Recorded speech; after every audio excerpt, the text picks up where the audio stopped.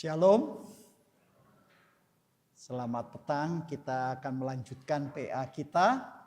Mari kita bersama-sama berdoa.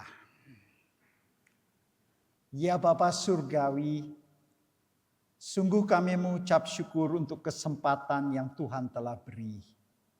Bersabdalah ya Bapa, dan urapi kami semua, baik hamba-Mu yang menyampaikan maupun kami yang mendengar. Kami akan mendengar, menyimpan dan melaksanakannya. Di dalam Yesus Kristus kami berdoa. Amin. Nah, petang ini kita melanjutkan dengan pasal 28 dengan judul Nubuat terhadap Efraim dan Yerusalem. Pasal 28 ini sebenarnya terbagi atas 3 bagian. Namun kita akan menyampaikannya menurut jadwal dalam 2 PA. Nah, sebelum saya membacakan teks, kalau kita membuka dalam Alkitab TB2, kita akan melihat bahwa pasal 28 sampai dengan 35 itu mempunyai judul Kesesakan Yerusalem dan Kelepasannya. Artinya kalau minggu lalu kita mengakhiri dengan pasal 27 yang merupakan pasal terakhir dari bagian apokaliptik, bagian pasal 28 sampai dengan 35 atau ada juga yang menghubungkan sampai dengan 33, ini sudah berubah, ragamnya berubah, genrenya lain. Ini sekarang merupakan nubuat. Nubuat itu yang akan kita bahas. Nah, nubuat ini juga menarik, khas, nanti kita akan melihat karena ada rentetan kata yang diulang-ulang sampai 6 kali.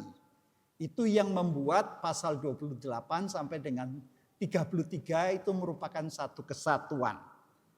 Nah, apa yang saya mau sampaikan, jadi pembagiannya adalah ayat 1 sampai dengan 6. Di dalam ayat 1 sampai 6 ini pemimpin Efraim yaitu kerajaan utara. Yang kedua yaitu ayat 7 sampai dengan 22 yang khusus tentang para nabi, imam dan pemimpin Yerusalem. Ini kerajaan selatan. Dan ayat 23 sampai dengan 29 ini menarik, ada perumpamaan tentang petani. Biasanya kita beranggapan bahwa di perumpamaan sebagian besar di perjanjian baru. Memang itu benar. 33% lebih dari ajaran Yesus berbentuk perumpamaan. Namun di dalam perjanjian lama ada juga perumpamaan. Dan yang menarik di saya juga ada perumpamaan tentang petani. Nah itu nanti kita akan bahas minggu depan. Nah sekarang kita sudah siap. Mari kita bersama-sama membaca. Untuk bagian yang pertama kita akan membaca. Yang kita akan bahas adalah ayat 1 sampai dengan 13. Namun saya akan bagi menurut judul perikop di dalam TB. Itu ayat 1 sampai dengan ayat 6. Nanti ayat 7 sampai dengan 13. Itu kita baca kemudian. Jadi yang bagian pertama ayat 1 sampai dengan ayat 6. Mari kita dengarkan. Saya akan bacakan. Nubuat terhadap ibu kota Efraim. Sungguh celaka mahkota kemegahan pemabuk-pemabuk Efraim. Dan perhiasannya yang indah-indah itu hanyalah bunga yang mulai layu. Yang terletak tinggi di atas lembah yang subur. Penuh orang yang pening karena anggur. Sesungguhnya akan datang dari Tuhan orang yang kuat dan tegap. Seperti badai hujan batu dan angin ribut yang membinasakan. Seperti hujan badai yang hebat dan menghanyutkan.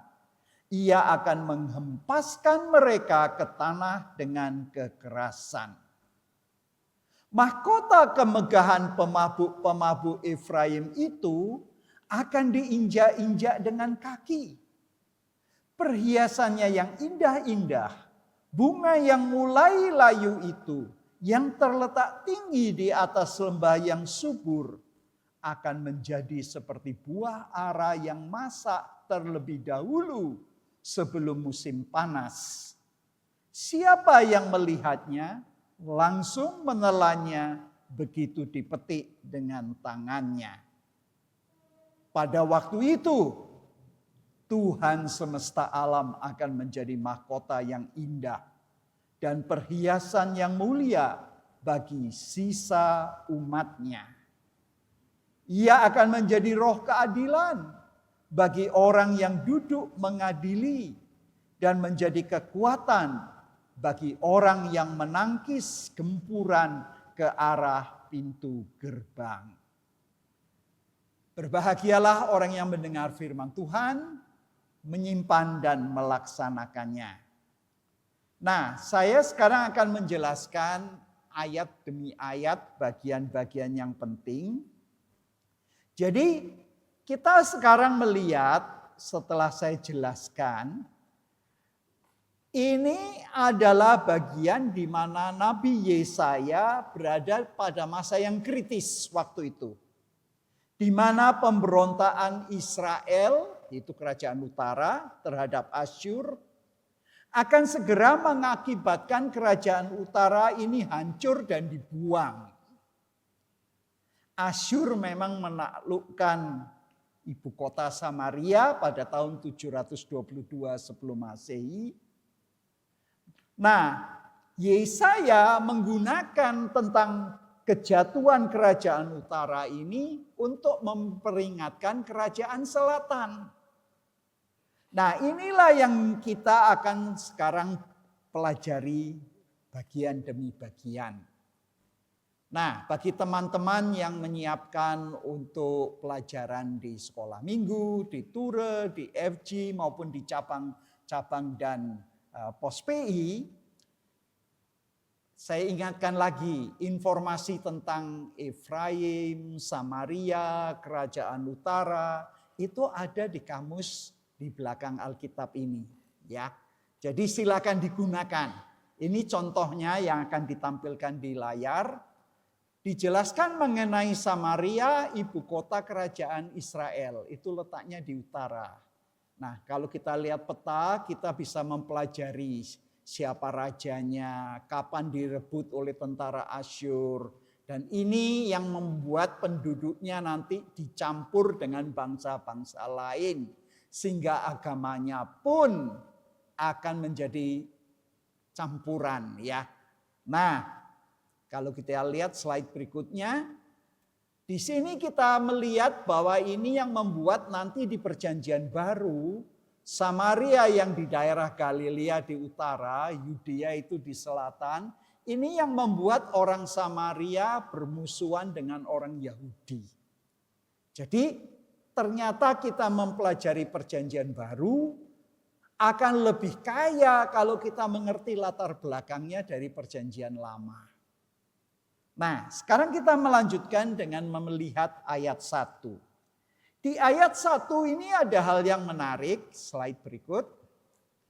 Di sini kita melihat ada kata-kata yang sangat unik.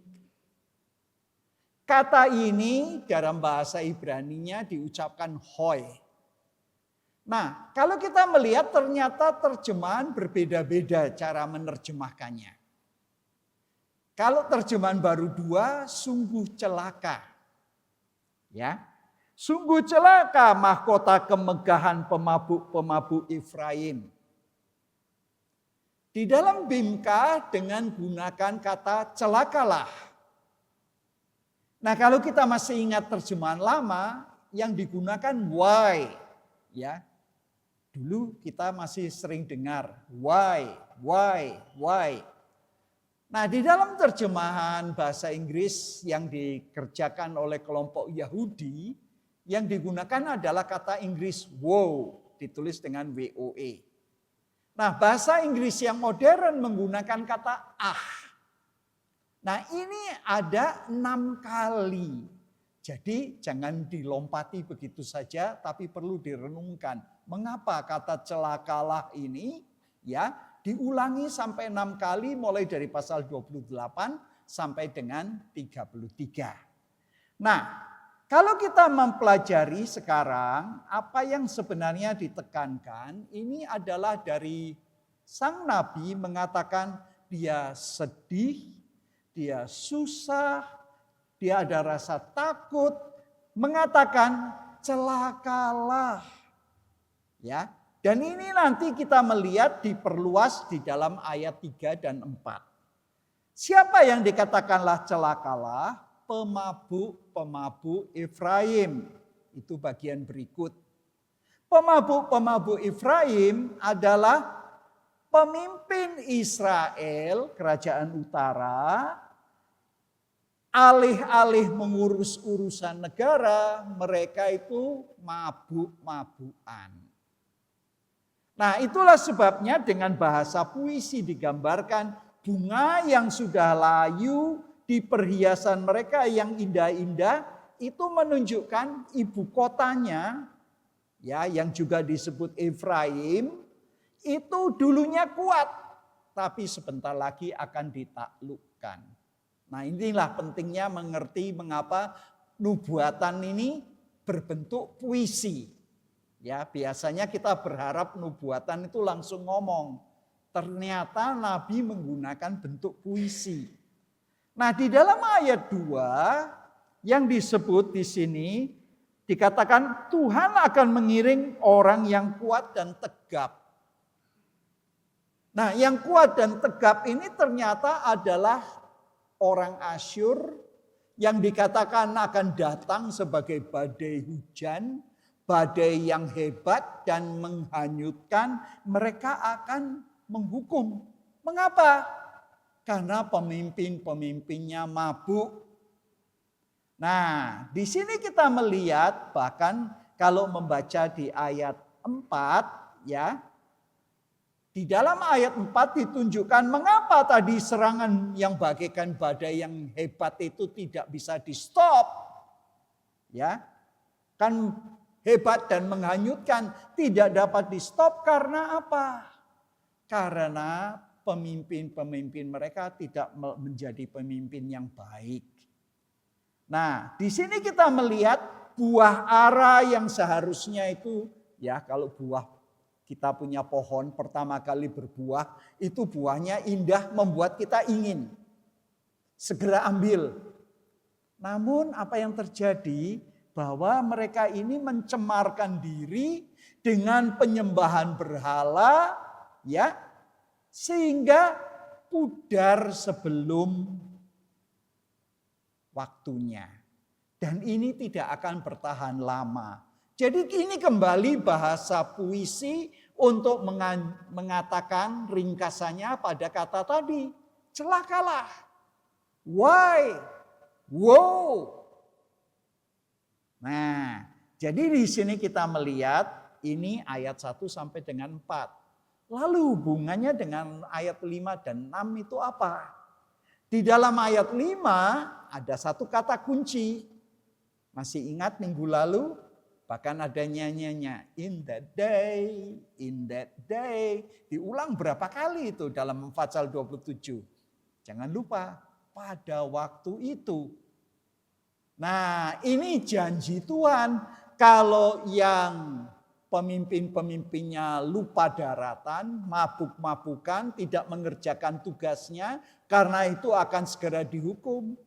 Tapi pada waktu itu, ayat 5 dan 6, hari pemulihan, hari keselamatan. Inilah pemeliharaan Tuhan kepada siapa? Kepada sisa-sisa yang masih setia kepada Tuhan. Jadi walaupun pemimpinnya sebagian mayoritasnya ikut mabuk-mabukan, ikut melanggar firman Tuhan, tidak bisa diingatkan. Namun ada sisa yang setia, ini akan diselamatkan. Itu ayat 5 dan 6. Artinya sisa orang yang benar tetap akan dipelihara oleh Tuhan. Jadi pada saat semua rusak-rusakan, Bukan berarti kalau kita tetap benar kepada Tuhan, Tuhan tidak pedulikan. Tuhan tetap perhatikan. Di mana mayoritas rusak, tapi kita tetap hidup benar. Tuhan memperhatikan, Tuhan memelihara, bahkan Tuhan berjanji akan diselamatkan. Nah, sekarang kita siap masuk ke ayat 7. Ya, sekarang saya bacakan lagi. Nah, di dalam ayat 7 sampai dengan 13 ini yang menarik adalah bahwa kita akan dihadapkan pada kerajaan selatan sekarang. Ya, kalau 1 sampai dengan 6 tentang kerajaan utara, sekarang kerajaan selatan. Nubuat terhadap pemimpin-pemimpin Yerusalem. Saya bacakan mulai ayat 7. Namun orang-orang di sini pun pening karena anggur dan pusing karena arak. Baik imam maupun nabi pening karena arak, kacau oleh anggur. Mereka pusing oleh arak, pening dalam penglihatan, oleng dalam keputusan. Sungguh semua meja penuh muntah. Tidak ada tempat tanpa kotoran, kata mereka. Kepada siapakah dia ini mau mengajarkan pengetahuannya? Kepada siapakah ia mau menjelaskan nubuat-nubuatnya? Kepada anak yang baru disapi, yang baru cerai susu? Sebab harus ini, harus itu. Mesti begini, mesti begitu. Tambah ini, tambah itu. Sungguh, melalui orang-orang yang berlogat ganjil dan melalui orang-orang yang berbahasa asing, Tuhan akan berbicara kepada bangsa ini. Dia yang telah berfirman kepada mereka, inilah tempat perhentian. Berilah perhentian kepada orang yang lelah. Inilah tempat peristirahatan. Tetapi mereka tidak mau mendengarkan. Maka mereka akan mendengarkan firman Tuhan yang begini. Harus ini, harus itu. Mesti begini, mesti begitu. Tambah ini, tambah itu. Supaya ketika berjalan, mereka jatuh terlentang, terluka, tertangkap, dan tertawan. Nah, Ibu Bapak kalau tadi memperhatikan, karena ini memang puisi, membacanya harus seperti puisi. Baru kita bisa mengerti, oh ternyata bahasanya tajam sekali. Ini bahasanya bahasa gambar, ini bahasa puitis. Mari kita perhatikan satu demi satu sekarang, apa yang dapat kita pelajari dari kata-kata sang nabi. Nah, kalau dikatakan yang pertama tadi kita melihat informasi tentang ibu kota Samaria, yaitu kerajaan utara. Kembali kalau kita melihat di dalam kamus, ada penjelasan tentang Yerusalem. Nah, Yerusalem dikatakan kota orang Yebus yang direbut oleh Raja Daud dan ditetapkan sebagai ibu kota kerajaan Israel, itu selatan. Karena letaknya strategis di tengah-tengah daerah kekuasaannya. Ya, jadi mula-mula yang disebut Israel itu utara dan selatan jadi satu di bawah Salomo dan Daud. Ya, jadi Saul, lalu Daud, lalu Salomo. Namun apa yang terjadi setelah anak dari Salomo pecah jadi dua? Dan setelah pecah jadi dua inilah maka dikenal utara sebagai Efraim, ibu kotanya Samaria. Yang selatan dikenal dengan Yehuda, ibu kotanya Yerusalem. Nah, dalam kitab para nabi, Yerusalem dan Sion merupakan apa? Slide berikut. Ya. Yerusalem menjadi pusat pengharapan untuk Israel dan segala bangsa. Bahkan nanti pada perjanjian baru, Yerusalem adalah pusat pemerintahan gubernur Romawi. Dan pada tahun 70 Masehi, kota Yerusalem dihancurkan oleh tentara Romawi di bawah pimpinan Jenderal Titus. Nah, ini menunjukkan bahwa apa yang dinubuatkan oleh Yesaya di dalam pasal 28, utara jatuh karena berdosa. Hei Yehuda. Nah, sekarang Nabi Yesaya menyampaikan ini kepada orang di selatan. Kalau utara dihukum Tuhan, kalau kalian, pemimpin-pemimpin di Yerusalem tidak bertobat, kalian akan juga hancur seperti yang utara. Dan buktinya dalam perjanjian baru terjadi. Ya, bahkan itu bukan hanya di perjanjian baru, sebelum itu juga sudah jatuh. Nah, sekarang kita melihat ayat demi ayat. Ya, di dalam ayat 7 dikatakan imam maupun nabi pening karena arak. Apa maksudnya? Ternyata bukan hanya utara, di selatan juga penyakitnya sama. Imam dan nabi inilah pemimpin rohani. Tapi mereka juga mabuk. Pening karena arak. Ini menunjukkan tumpuan pemimpin politik, pemimpin agama, semua itu menjadi kacau karena apa? Bagaimana kalau imam dan nabinya selalu mabuk bisa memimpin kerohanian umatnya? Enggak dapat. Dan itulah sebabnya pemimpin-pemimpin rohani ini bahkan dilukiskan dalam ayat 8 itu sangat grafis ya. Sangat jelas gambarnya terlalu kalau kita merasa wah kok begini ya. Nubuatan itu ternyata bisa kasar sekali. Mejanya penuh dengan muntah. Ini mau menunjukkan kalau orang mabuk kan sering muntah. Dan inilah yang ditunjukkan, yang keluar dari mulut para imam dan nabi adalah sama jeleknya dengan muntah. Nah, karena itu siapa yang mau mendengar ajarannya? Siapa yang mau mendengarkan? Gak ada. Maka di ayat 9 dikatakan kepada siapakah dia ini mau mengajarkan pengetahuannya? Para pemimpin rohani tidak berminat untuk mendengar lagi dari Tuhan. Lah, kalau tidak dengar dari Tuhan, kepada siapa mereka mau berbicara? Nah, kita sekarang bisa melihat mengapa Nabi Yesaya menyampaikan pesan ini. Anak yang disapih. Anak yang disapih itu yang bagaimana? Anak-anak memiliki kesempatan lebih baik untuk memahami pesan daripada pemimpin-pemimpin yang mabuk. Itu kontrasnya. Itu menunjukkan begitu parahnya, begitu rusaknya pemimpin-pemimpin bukan hanya di utara, sekarang di Yerusalem. Nah, kalau kita melihat ayat 10 ini menarik sekali. Ya, saya biasanya tidak menulis aksara Ibrani, tapi karena ini ayat yang sangat menarik. Saya tidak tahu kalau ibu bapak sudah berapa kali baca Alkitab, tapi pernahkah melihat ayat yang aneh ini? Ayatnya 10 dan 13.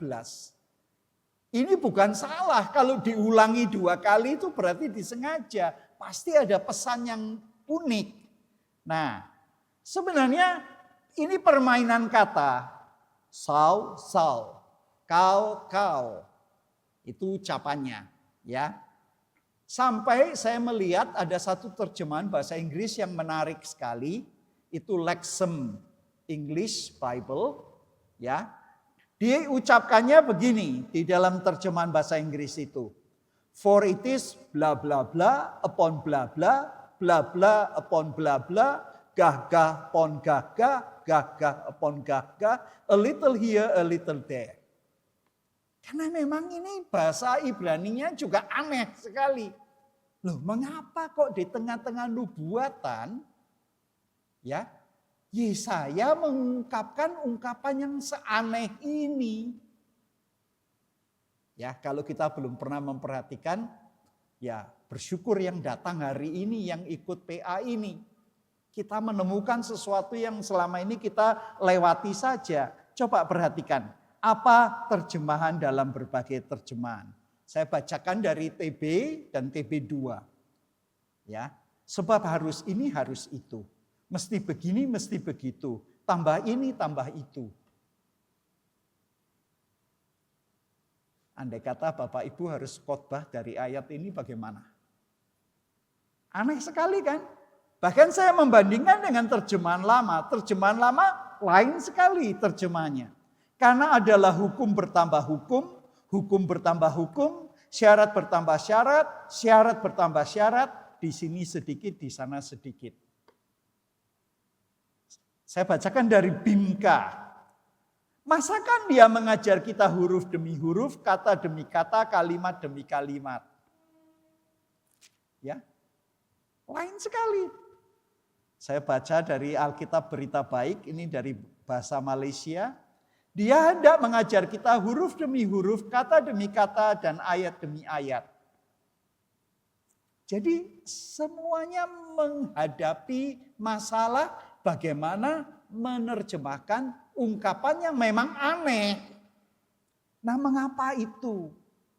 Mengapa diulang lagi nanti di ayat 13? Lihat di ayat 13. Ya, ini sulit dipahami dan mungkin tidak masuk akal betul. Apakah disengaja? Ya. Mengapa begitu? Karena Yesaya ingin menyampaikan satu pesan secara puitis. Yang dimaksud ini sebenarnya omong kosong.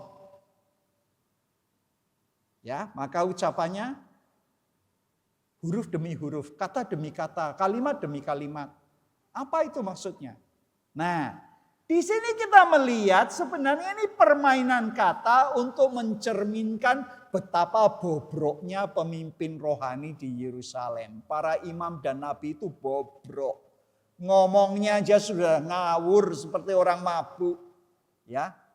Maka dalam terjemahan bahasa Inggris tadi dikatakan apa? Aneh kan? Bla bla pon bla bla, gaga pon gaga. Artinya ngomongnya sudah ngawur.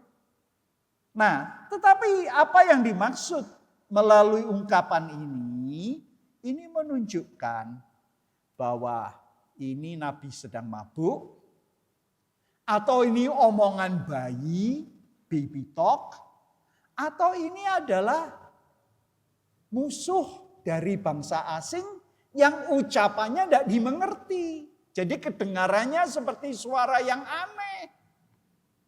Nah, di sini kita melihat, ditempatkan pada ayat 10, ucapan ini dimaksudkan untuk membangkitkan ini loh. Kalau pemimpinnya bobrok, apa yang mau dipimpin bagi umatnya? Dan itulah sebabnya nanti penjajah asing yang berlogat yang tidak dikenal, yaitu Asyur, akan datang, tentara Asyur akan menguasai selatan juga. Walaupun di dalam ayat 12 dijanjikan oleh Tuhan tempat perhentian, namun sayang karena pemimpinnya tidak mengerti, ya apa yang mau disampaikan. Berita dari Tuhan diberikan, perhentian dijanjikan, mereka menolak karena tidak mengerti, karena sedang mabuk. Harus ini, harus itu. Mesti begini, mesti begitu. Tambah ini, tambah itu.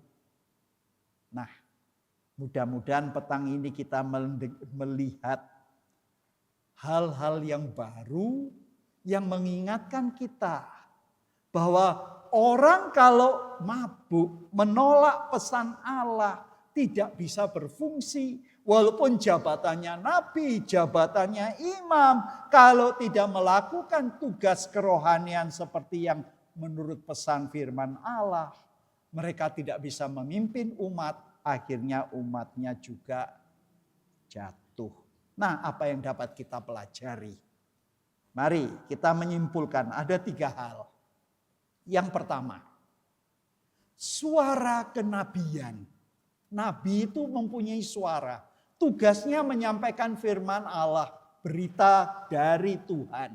Dia adalah penyambung lidah. Namun tugasnya seringkali harus mengkonfrontasi siapa? Pemimpin-pemimpin yang korup. Dan itu bukan hanya pemimpin politik. Seringkali adalah pemimpin rohani juga. Jangan lupa Yesaya ini satu nabi dari sekian nabi-nabi yang lain. Imam-imam artinya dia bagian. Tapi dia yang minoritas harus menyampaikan perintah Allah. Karena kawan-kawannya, rekan kerjanya semuanya sudah bobrok. Dan kalau kita harus sebagai minoritas menyampaikan berita dari Tuhan, seringkali kita ditantang. Karena itu kita akan menghadapi konfrontasi dan konflik. Jadi bukan sesama hamba Tuhan tidak terjadi konflik. Karena satu mengikuti perintah Tuhan, yang satu tidak. Dan ingat ini terjadi juga di zaman modern. Bukan hanya di zaman Yesaya. Seringkali yang mayoritas ikut arus. Tetapi yang tegak pada firman Tuhan harus tetap tegak di dalam firman dan pemberitaan. Dan seringkali ada risikonya. Risikonya apa? Paling tidak dicemooh atau dikucilkan. Ya, enggak disenangi. Tapi ambil risiko, berani. Nah, yang kedua. Kesimpulan kedua, mengapa imam-imam dan nabi-nabi di Yerusalem ini kok bisa juga gagal? Ini digambarkan dengan 2 gambar yang keras sekali. 1, mabuk. Dan karena mabuk, kedua tidak dapat mengerti kehendak Tuhan, tidak mampu menerima firman Tuhan, dan tidak lagi bisa menerima karena itu menolak firman Tuhan. Karena itu tidak dapat melaksanakan tugas. Tidak bisa lagi bertugas. Dan ini bencana bagi bangsa yang dipimpin. Dan yang ketiga, terakhir. Ini menunjukkan bahwa ada hubungan yang penting antara moralitas pribadi dan tanggung jawab publik. Artinya, kalau orang mau dipercaya memimpin orang banyak, pribadinya harus ada integritas. Harus orang bermoral, harus orang rohani yang hidupnya benar-benar dipimpin Roh Allah, yang hidupnya menurut firman Tuhan. Karena kalau orang itu tidak bermoral bisa jadi pemimpin, tapi rusak semua. Nah, biarlah 3 hal ini membuat kita untuk merenungkan. Bagaimana dengan kita? Apakah kita selama ini melayani Tuhan, tapi apakah kita hanya ikut-ikut mayoritas? Ataukah kita mengikuti Tuhan walaupun harus seorang diri? Kadang-kadang tidak ada orang lain lagi yang mendukung kita. Semua menyerang kita karena ini Bolokurowo. Semua ikut menyerang, ya, cari konco. Namun di sini kita diingatkan, kalau Yesaya bertugas, seringkali harus mengkonfrontasi yang salah. Dan itu harus ada risikonya. Dan juga mengapa para imam gagal kalau sudah mabuk segala macam mabuk ya. Mabuk harta, mabuk keinginan, diangkat dijunjung tinggi, minta dipuji. Ini yang membuat lalu lupa daratan. Ya, yang dicari uang, yang dicari yang hebat-hebat, yang wah, tapi lupa untuk mendengar firman Tuhan. untuk menyampaikan firman Tuhan, untuk membimbing orang hidup dalam firman Tuhan. Dan ya akhirnya semua umat jatuh, hancur. Bahkan Yerusalem dikatakan tahun 70 akhirnya di perjanjian baru juga diulang lagi. Bukan hanya sekali hancur, 2-3 kali. Nah, biarlah ini akan kita lanjutkan dalam Jumat minggu depan. Kita akan membahas kelanjutannya. Bagaimana tentang Yerusalem ini. Dan ternyata nanti menarik, ada perumpamaan di dalam Yesaya 28. Silakan baca dulu supaya pada waktu datang makin dapat mengerti. Dan kalau mendengarkan, tolong tetap buka Alkitab supaya bisa mengikuti dengan lebih baik. Ya, Tuhan memberkati. Mari kita berdoa. Ya Bapa Surgawi, sungguh kami mengucap syukur untuk firman Tuhan. Terima kasih untuk hamba Tuhan yang setia, Nabi Yesaya. Walaupun ditentang, harus berkonfrontasi dengan pemimpin-pemimpin politik, bahkan rekan-rekan pemimpin rohani yang sudah melupakan tugas, yang mabuk, yang tidak lagi peka pada firman Tuhan, yang tidak dapat lagi melakukan fungsi kerohanian untuk membimbing umat. Tuhan, tolonglah kami, agar kami melihat bahwa dalam melayani Tuhan, kami harus tetap patuh pada bimbingan firman Tuhan dan Roh Kudus. Sehingga apapun yang kami lakukan menjadi berkat. Membawa orang lain yang Tuhan percayakan untuk kami pimpin. Bukan sesat, bukan jatuh, bukan terbuang, namun diselamatkan. Menerima tempat perhentian Tuhan dan menerima damai sejahtera Tuhan. Terima kasih Bapa. Di dalam Yesus Kristus kami berdoa.